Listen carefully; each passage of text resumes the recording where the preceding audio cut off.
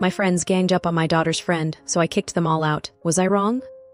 My husband Keith and I have been friends with Cindy, John, Travis and Janelle for going on 12 years now. My husband and I have 5 kids. Cindy and John have 2 girls. Travis and Janelle have 6 kids. So typically all summer long everyone is here with all the kids every weekend, and sometimes weeks at a time, since my husband and I own a private lakefront property. It's always a pleasure. But this year our young teen daughter had her friend Hannah over quite a bit. Hannah is misguided. Her parents have substance use issues. She doesn't know how to do much for herself, doesn't pick up on social cues. Dress is not so appealing for a young teen. But she's a delight, she's fun, she's respectful. She calls me Mom. Honestly, my daughter has come out of her shell drastically since Hannah has been around, and I'll take that as a win because a win does so. Hannah pulled her out of it. So yes, I'm very protective of this girl. I love her as if she was my own child. Well, this past weekend everyone was here, including Hannah. We had a bonfire going and the girls had music on and they were dancing and acting like teenagers, and I thought everyone was having a good time. But my daughter approached me around 8 p.m. stating that Hannah was crying and wanted to go home. I asked why, and she told me to go ask Hannah. Anywho, I find she's hysterical. She tells me that Cindy told her she'd been here long enough and that she needed to go home because her husband John was uncomfortable with the way she was dressed, given how she was dancing, and didn't want their daughters around her. So because John was uncomfortable, Hannah needed to go home, and to top it off, the other adults agreed with Cindy and started all telling Hannah how inappropriate she was. So everyone there ganged up on her the moment me and my husband walked away. I lost my temper entirely.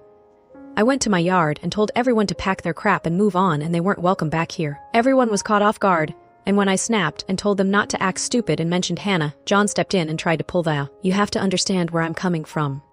I'm a grown idiot man, and I don't need some half-dressed teenager trying to dance on me, and I certainly don't need my daughters thinking that's okay." Turns out Hannah was 5 feet away, but she was dancing and asking people to dance with her. I held my ground and told everyone to leave. Half their kids were already asleep in tents, so they begged me just to let them stay until morning, as most of them had over an hour's drive. I said, "Absolutely not. Pack all of your crap and go." They eventually did. My husband thinks I may have been too quick to pounce here, though he agrees they were wrong about Hannah. I don't think I was, though. Am I the idiot? Not the idiot in my word what it must have meant to Hannah to be protected and supported like that. You're a good one. The other adults could learn something about treating people with respect and compassion. They deserve to face the consequences of victimizing a vulnerable kid, thinking they'd get away with it because they're adults, and in the majority, they ganged up on her and made her cry. That's not cool. And this is John's problem, not Hannah's. If he's that uncomfortable around girls, then he needs to remove himself from any situation where he feels uncomfortable. You should also tell Cindy and John that they're sending a terrible message to their daughters. They're telling their daughters they're responsible for adults' feelings. I remember we lived in a house with a pool and my dad was having some people over for a pool party. Every time I would dive into the water, one of the men there would laugh and yell, "Fat, fat, the water rat." I was not overweight. I was, however, relatively well endowed. It was a big joke to him. After they left, I told my dad how I really didn't appreciate his jokes and how uncomfortable he made me. I never saw that man in my life again. Since I'm about to turn 69, I'm pretty sure he's long dead. To this day, I still remember the incident, but mostly what I remember was that my dad took my feelings seriously and saw to it that he was never around me again. OP did the right thing, and I can all but promise that Hannah is going to remember it forever. Under these circumstances, though, Hannah may need some reassurance that none of this was her fault. She didn't get anybody kicked out. I'm 34 years old. My wife is 33 years old. We've been together for 10 years and have a 4-year-old son together. Ever since we started dating, my wife has chronically been late. I can count on one hand how many times I remember her being on time. She has this bizarre tendency to leave when we're supposed to be arriving at whatever venue we're going to. If we have reservations for 7, she's not ready until 7. If the movie starts at 5:45, she's not ready until 5:45. I used to find it humorous and almost endearing. There was an ongoing joke of her being from the distant future where we'd figured out wormhole technology for instant teleportation, and that she'd just not adapted to the present year yet. But now that we have a child together and important appointments for which we cannot be late, it's not funny anymore. It regularly causes me a significant amount of stress. Our son started going to daycare last year. Since my wife is a stay-at-home mom, taking him to and from daycare is her responsibility. Naturally, she's late dropping him off every day. Then she's late picking him up. In the middle of August, our son's daycare sent out a group email informing us that there would be a new fee for any late pickups. Every minute that a parent was late, the daycare would tack on a $2 fee. 10 minutes late would incur a $20 fee. To be perfectly honest, there's no doubt in my mind that they started this because of my wife who was late to pick him up, literally every day his first year. I've tried to get her to be better, but when confronted she always has an excuse ready to go, which makes it impossible to have any discussion about the subject. Well, our bill for the first 2 weeks of September just arrived. Low. And behold, on top of the normal fee, I found a $262 late pickup fee on the bill, which means that my wife was late to pick him up on average 12 minutes a day. I told my wife that as usual I'd be paying for the normal fees, but she would have to pay the $262 late pickup fee out of her $800 allowance. She initially refused, saying that she couldn't afford it despite having no real expenses other than her phone and Netflix, and then she called the daycare to try and debate the issue. I watched as she tried to play Erin Brockovich. She eventually tired herself out frantically Googling laws while on the phone and hung up on the poor staff. At that time I told her that it was entirely her fault, and that if she couldn't even do the bare minimum of being an adult, she needed to grow up. She immediately began barraging me with excuses. She then laid down her final debate-ending question. Why don't you just pick him up then? Because I'm at work. I work for a living. Anyway, the daycare won't take him back until the bill is paid in full. I feel terrible for my son, because he's completely innocent in all of this and loves going to daycare, but I feel like it's the only way to get my wife to realize there are consequences for her tardiness. Am I pushing it too far too fast, or should I stick to my guns here? So she's a stay-at-home mom who's lucky enough to put her kid in daycare. Why on heck can't she get on time for her kid? Will it be the same for school? What is she doing the whole day to not even be able to leave on time for her own kid? She's an adult. She should start behaving like one. Don't put your foot down, Opie. She needs to grow up faster.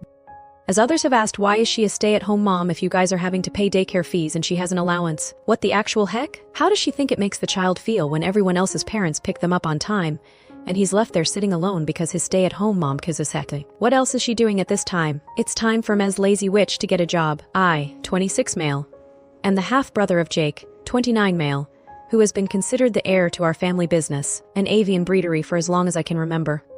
Our parents assumed that Jake would inherit it because he was the eldest. He's grown up presuming this, and he currently works at the breedery full-time. Here's where things get complicated. While Jake is talented and has a good rapport with customers and the birds, he's also been quite irresponsible in his personal life. He has a pattern of playing fast and loose with his health and finances, leading my parents to worry about his long-term ability to run terrain. Despite this, he's never been irresponsible with the business itself, and it's clear that he loves it. As our parents have gotten older, I noticed their concerns about Jake's lifestyle becoming more pronounced. They started discussing their plans for transferring the business to him and whether he'd be able to manage it all. After several family discussions, my parents admitted they were uncertain about Jake's ability to sustain the business in the long run due to his other issues. During one of those conversations, I suggested that maybe I could take on more responsibility and learn the business to make it a smoother transition for Jake and the company. My parents seemed to warm up to this idea, particularly since I've taken part in significant projects at the family business, albeit part-time. Over the next few months, I spoke to my parents more about how my vision for the family business could help it grow, and suggested implementing some changes that I felt could attract a broader audience. I think they found my energy refreshing, and finally I managed to convince them to seriously consider passing the business on to me, instead of Jake. When I shared the news with Joe, he was devastated. He feels he deserves the business since he's dedicated his life to it, and has been led to believe it would be his. He believes I've stepped in as a backstabber, and that my parents are enabling me instead of trusting him. He argued pretty calmly. I think he was stunned, and then left. I haven't seen much of him for a week, but he's stopped partying and dressing flashy. It broke my heart to see him so crushed, as he's genuinely passionate about the family business. For all his many faults, he's been really dedicated to it. It's the one thing he's responsible for. Also, while it's our father's family, his mother helped run it, and there are her touches all over it. My parents seem to be on my side, but I can't help but feel bad for Jake. I didn't start this to hurt him, but it's what's best for the business's future. Eddie, if it's relevant, Jake has work experience from working here, but would probably need to a better title if he wants to get a job somewhere else. He had a year of being an AM for an animal science degree, but took a leave of absence and didn't return. When I say he's reckless, I mean he goes out partying almost every night he isn't working. He's made out with every girl in the county lines. He's had numerous deeply unhealthy relationships. He's been drinking since high school, and he generally burns through his paycheck in 2 days. As careful as he is with business, he's borderline self-destructive when he's having fun. He's loyal and a nice guy, but a mess I couldn't ethically recommend someone date. Never mind running a company. You convince your parents to overtake Jake's entire life plan, which he's been working on for a long time, And you did it sneakily. It's not as if you and he had been in open competition for as long as you were able to compete. Moreover, you do not indicate that the business means nearly as much to you as it does to him.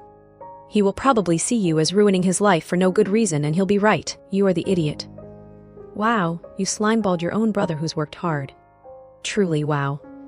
I would sure like to know how the business was started. This sounds like those stories where the couple starts a business, mom dies, dad remarries, has a kid with a new wife, and mistreats the late wife's kid. The business was started in the 40s on our dad's side of the family. His mom did help with the business, but wasn't the primary anything. His mother also isn't dead. She came out and they were in the process of getting amicably divorced when she learned she was pregnant. She knew she wanted to move out of the country, so she surrendered custody to our father. She was a good family friend for a while, actually, and hung out with my mother pretty often. She moved to another country and we lost most contact with her, which hurt my brother. Yeah, no wonder he has issues. Why wouldn't they be? He was abandoned as a kid and his family kept the woman who abandoned him as a family friend.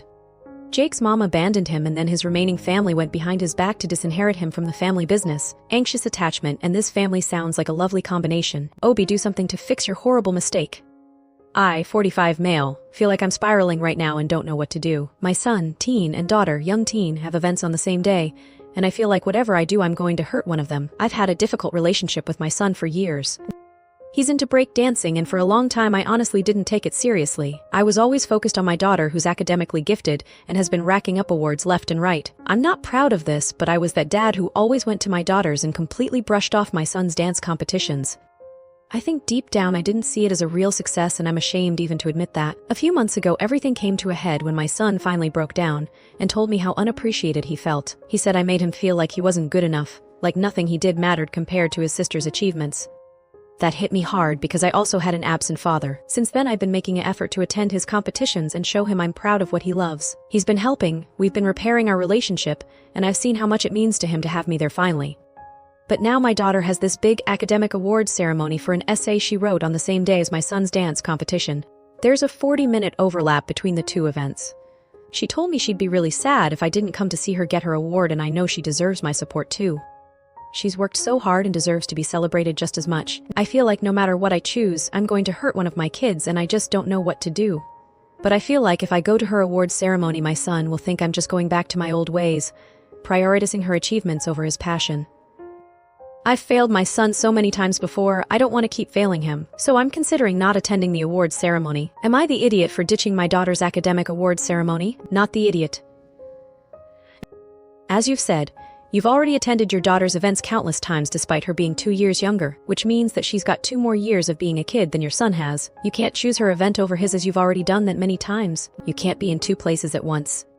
The choice is clear. Be there for your son, show him that he matters to you, even when your daughter is receiving an award. Agree, obviously, you have to go to your son's event. You've already let him down many times, and after he broke down and told you how he felt, you can't do it to him again. Explain that to your daughter and remind her that she never had to feel like he did. If she's fair, she'll be understanding. If she still insists you go to hers and expects you to do that to your son, then she's been too spoiled and needs to learn to be fair. So, how many of his daughter's events should he miss in favor of his son before you think they're even? Just this one? The next 10? If he really can't attend both, then in this instant, sure, he should probably go to his son's event, but it should be a conversation with open and honest communication. The fact you all think the solution to neglecting one child is to neglect the other without so much as a conversation says a lot about your maturity. Please work on yourself. I, 52 male, have a daughter, 18 female, Tina, who I love very much. I have many ways to show her my affection, but she seems to misinterpret a lot of them. I sometimes like to, in her words, baby talk her. For example, if I'm asking her to get me some juice, I'll say, "Tina, can you pass me the juice?" Repeating words for fun like that. It's just for fun, and she loved it and thought it was endearing when she was younger. Now that she's older, she doesn't like it as much. She just rolls her eyes or tells me to stop, but she's never snapped until now. I've been doing it more often because she's going off to college soon and I won't see her for a long time, so I'm trying to make the most of our time together. I could tell she was getting more and more annoyed, but never really thought much of it since she never outright snapped until yesterday. I was talking to her about groceries and the phrase that set her off was, "Did you remember to get the snacky snacks?" Tina told me that she's told me so many times to stop, and that she doesn't like it when I talk like that. I told her it's just for fun. She told me that she's 18, not 8. I apologized and told her I just thought it was cute. She said, "Well, I don't," and said that if I keep talking like that she won't talk to me anymore. Am I the idiot? You are the idiot. You made a big mistake. You're cringeworthy. Even your daughter has told you it was cute when she was 8. I get it, you're facing emptiness syndrome, but that's on you, not your daughter. I'm trying to make the most of our time together, then quit actively trying to annoy her. What is wrong with you? If you want to make use of the time together, try getting real and being adult with her. Tell her that the baby talk might have been a regression to her childhood, because you're starting to feel a bit overwhelmed about her growing up and moving out, but you'll rein it in. It's never cute. Not at 80 days, not at 8 weeks or 8 months, and worse at 8 years. And what the heck is wrong with you to talk like this to an 18-year-old? Next post. Why won't my daughter come home from college during holidays and hardly ever talk to me? She has repeatedly asked you not to, and you dismiss her. Who is it fun for? Certainly not your daughter. It's utterly disrespectful. My best friend ruined my career and my life, so I destroyed hers, piece by piece. My lifelong best friend leaked our private conversation to my boss and got me fired, so I went nuclear on her. I took her job, her relationship, and her home. My lifelong best friend and I worked at the same company, and for over a year we were competing for the same promotion. I thought it was friendly, but she literally ruined my life over it. When I got the promotion, she didn't congratulate me or tell me she was happy for me. Instead, she leaked our deeply private conversation. In this conversation, I vented to her about my current boss and joked about sleeping with the CEO for the promotion. I know this was crude, but it was to my best friend when I was tipsy, and she knew I was not serious. Well, it wasn't long until I got called into my boss's office and fired. What's even worse is that when I came home, I found my boyfriend with his things packed. I asked him what this was about, and he showed me the conversation. You see, I also vented about him, specifically about how sick I was of his mother controlling our life. He told me that his mother comes first, and if I don't respect that, I'm not the one. He left me that day. And then came the final blow. An edited version of that conversation where I talked bad about my friends was posted on social media. I tried to tell my friends that it was fake, but nobody believed me. I was left totally alone, and that was the day I decided I would ruin my ex-best friend's life. I wasn't some criminal mastermind, however. I really didn't know where to start. I sat for hours, lied awake some nights thinking about how to get my revenge, and yet I couldn't think of anything. However, one night I decided to just start taking action, just start doing something. I knew everything about Sophie, and I would somehow use all of that when everything finally clicked. I knew exactly what to do. First, I went after her darkest secret, the fact that Sophie had been involved with a married man for years. She had always sworn me to secrecy about it, and I'd kept my word. I never thought it was okay, and would always tell her to find her own man.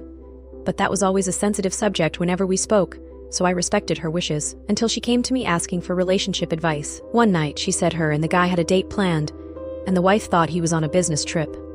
When the time was getting close to the date they planned at the restaurant, he stopped responding to her. She asked me what she should do, and I told her to dump him because there were plenty of men without wives or kids that she could date, but she didn't want to hear that. She had his location through an app and saw that he was out of town at the moment, even though it was only an hour before their reservation.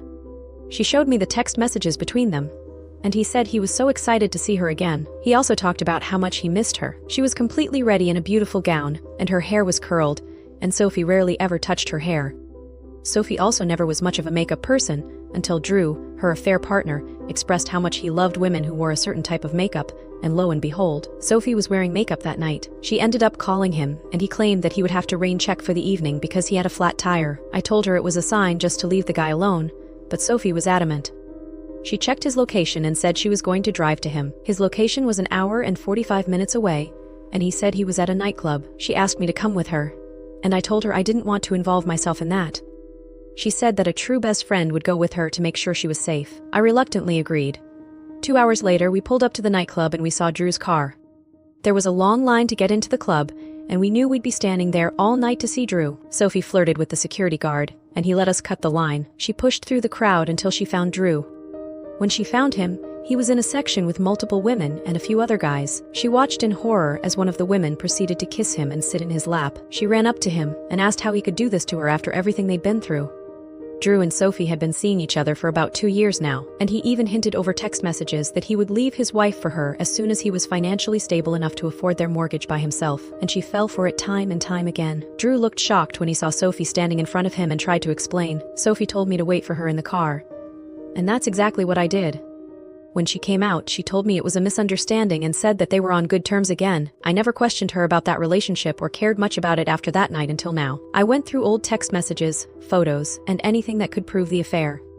I don't know why I never exposed her previously, but I wish I had. Once I had enough, I anonymously sent it all to the man's wife. The explosion that followed was bigger than I expected. The wife didn't just confront her husband, she made it public. She posted everything online and dragged Sophie's name through the mud. Our entire friend group saw it. People who had once admired Sophie turned their backs on her. She was humiliated, and for the first time in weeks I felt something close to satisfaction, but I wasn't done. Next, I set my sights on her career. Sophie worked at the same one I had. Reputation was everything in her line of work, and I knew exactly how to tarnish it. I created a fake social media account in her name. I bought followers to make her look legit. I then posted some of the pictures she had on her profile to the fake account, and bought likes to look further, less suspicious. After having the account for a week, I started posting offensive and controversial comments all over social media. Nothing too extreme at first, just enough to raise eyebrows, then I ramped it up. The posts started attracting attention, and soon, people were at the same time. I sent an anonymous letter to her HR department, pretending to be a concerned coworker. I screenshotted the posts and claimed she had been making inappropriate comments in the office too. The firm acted quickly. Sophie was called in, and by the end of the week, she was fired. I don't know what exactly went down, but I know for a fact that the rumors about her affair hadn't helped either. Her professional life was in tatters, and once again, I felt that dark satisfaction. Watching her life go to shambles was exactly what I needed. I didn't have my job or my boyfriend or my friends anymore, and she no longer had her job or married boy toy. I leveled the playing field but still wanted to make sure she knew she had messed with the wrong one. Her love life was next on my list. On top of her boy toy, Drew, Sophie had been dating a guy named Ryan for a while. He was a placeholder until Drew would pop the question and finally leave his wife. He seemed nice, but I knew that like most people, he had insecurities. He was originally a friend of both of ours, so I knew getting to him would be quite simple. The thing is, Ryan was never online. He didn't even have a social media account, and he distanced himself from every one of Sophie's friends simply because he was so introverted. He didn't even know about Sophie's affair being exposed publicly, so I was going to make sure he did. Getting to him was hard, so what I did was find his email, his only form of social media, if you can even call it that. That's how I began planting seeds of doubt. I sent him anonymous emails and hinted that Sophie wasn't who he thought she was. I even showed evidence of her cheating. The text messages between her and Drew went straight to his email, and I even made a little bit of evidence of her talking to other guys. Little by little, I chipped away at his trust in her. After weeks of this kind of stuff, Ryan finally broke up with her. She was devastated.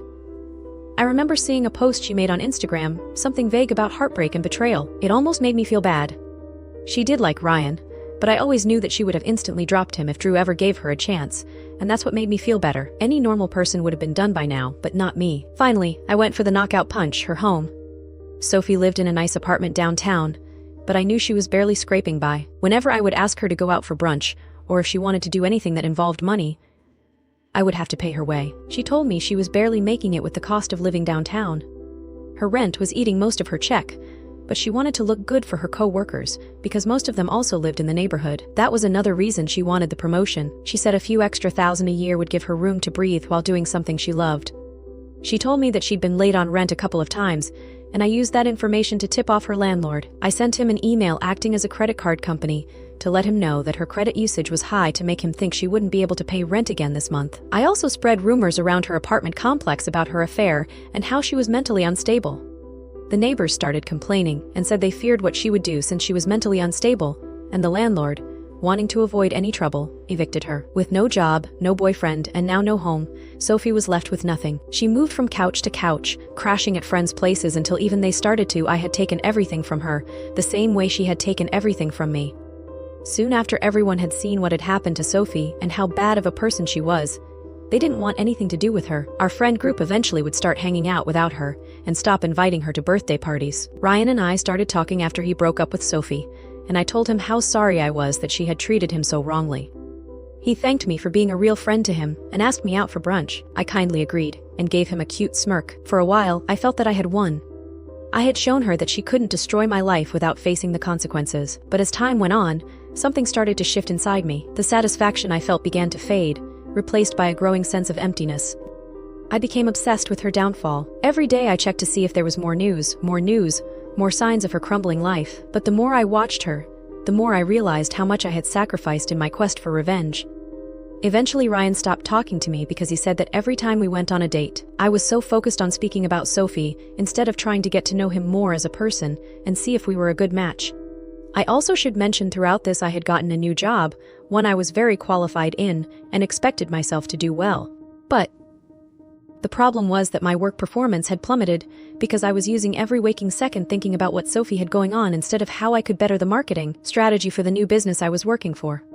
I was isolated, angry, and bitter, much like the person I had destroyed. I was watching a show in my living room to escape the harshness of reality and saw my reflection looking back at me from the black screen. I had won the war, but at what cost? One day I saw Sophie.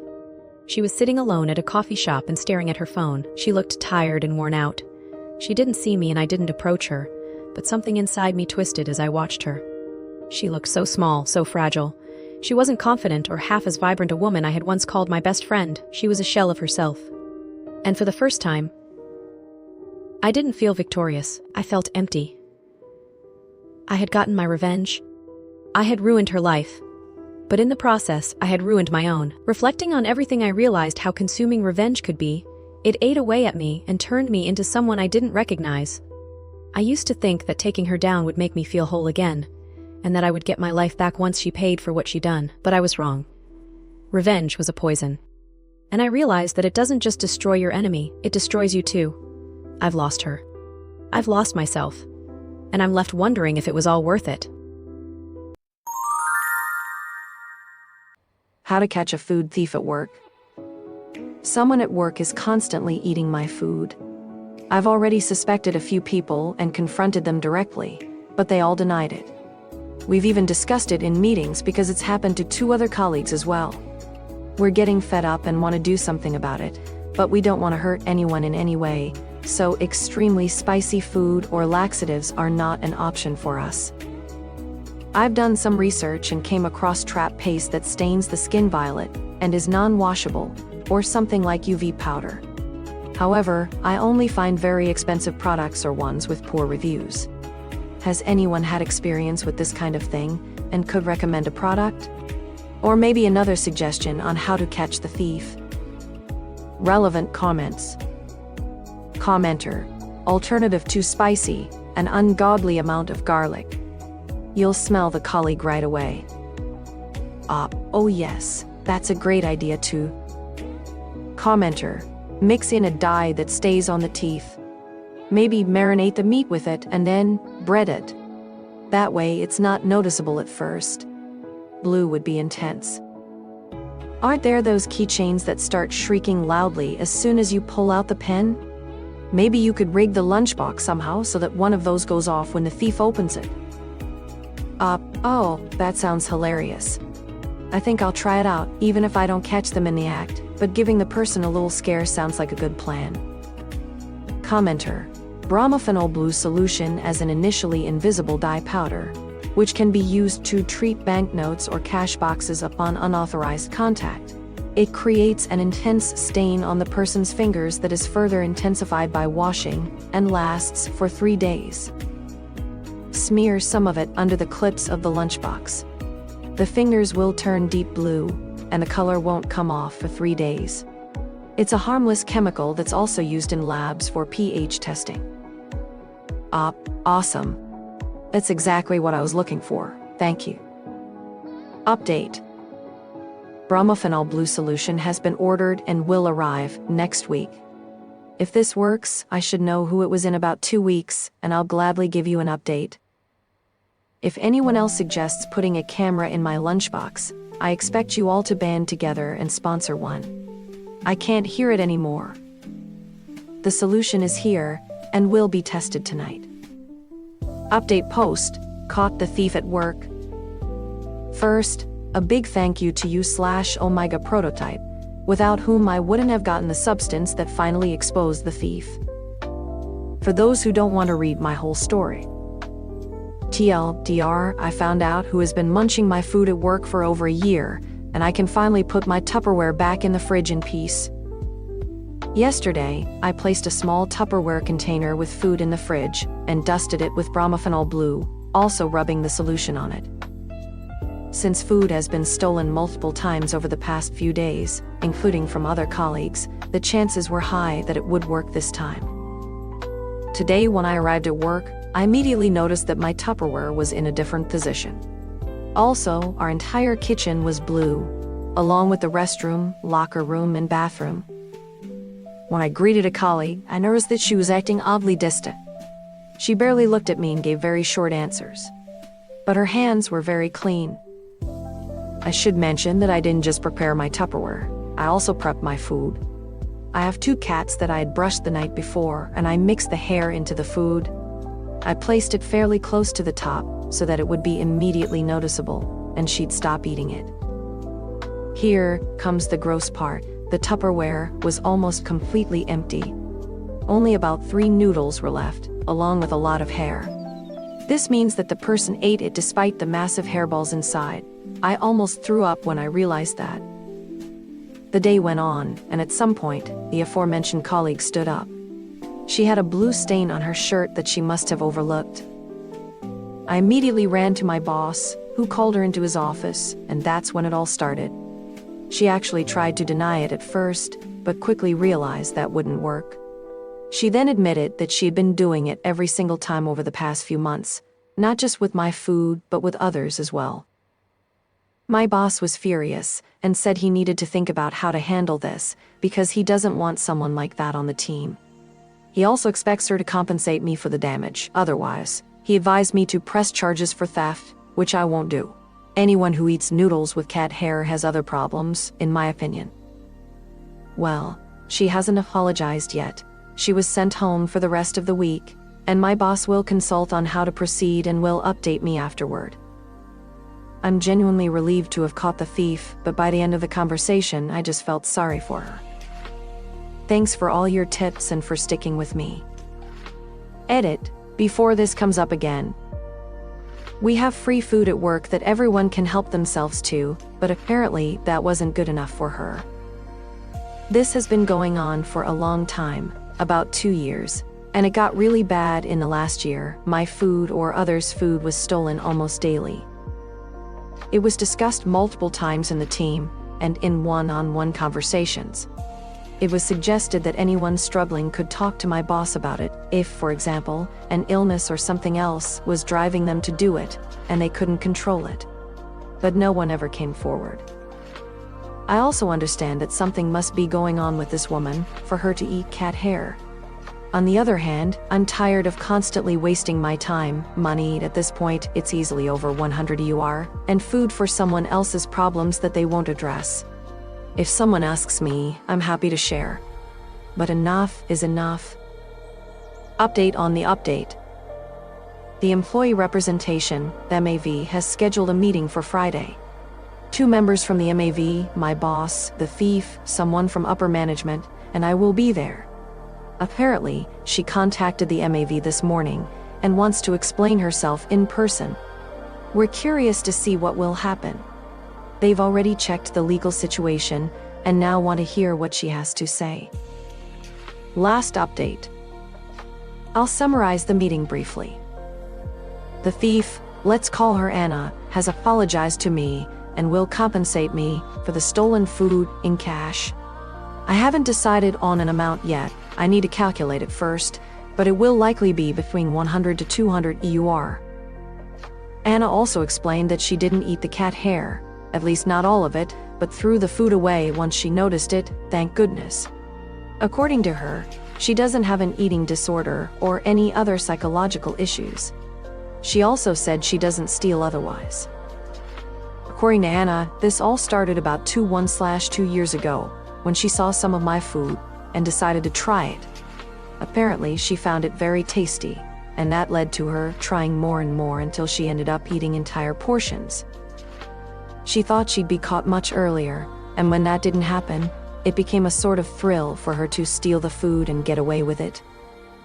She said she had bouts of guilt and tried to stop, which in hindsight were probably the periods when less or none of the food was being stolen.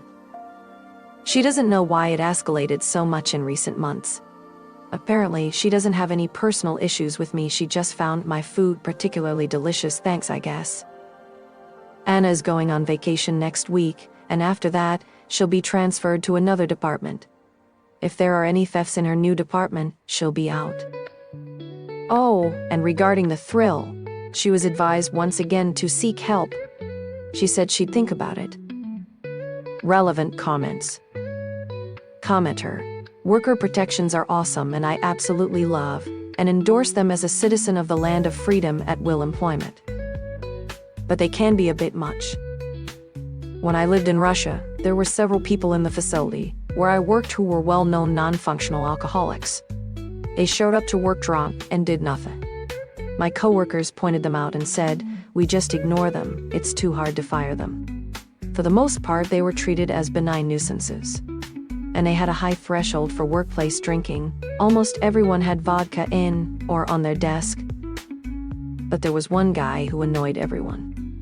And he was universally hated by all the female employees. Male employees just found him irritating because he was literally falling down drunk all day, every day. He'd wobble over to groups of people in the cafeteria, slur out some vaguely comprehensible words, and have to be caught/propped up at least once when he started to fall over. He openly sexually harassed women. The female employees hated him because he was unrepentantly gross and creepy. Leering, overly handsy, blatantly sexual language. He was straight out of a 1990s HR training video. He moved on to me one day. I didn't speak much Russian, so I'm not sure exactly what he was saying, but the people around us were cringing, so I'm assuming it was gross. Eventually, the tiny old lady, like 4'10" and 90 pounds max, that worked in our lab ran in between us, shoved him away, and started scolding him like she was his mama. He was nonplussed, too drunk to be embarrassed. A couple people were chuckling, but he seemed not to notice. He listened to her for a few minutes and then wandered away. Even that fucking guy couldn't get fired, and they'd been trying for years. OP. Wow, that's an intense story. Worker protections are definitely important, but it's frustrating when they make it almost impossible to deal with people who are clearly problematic in the workplace. It's unbelievable that someone like that could keep their job despite being such a nuisance, and even engaging in sexual harassment.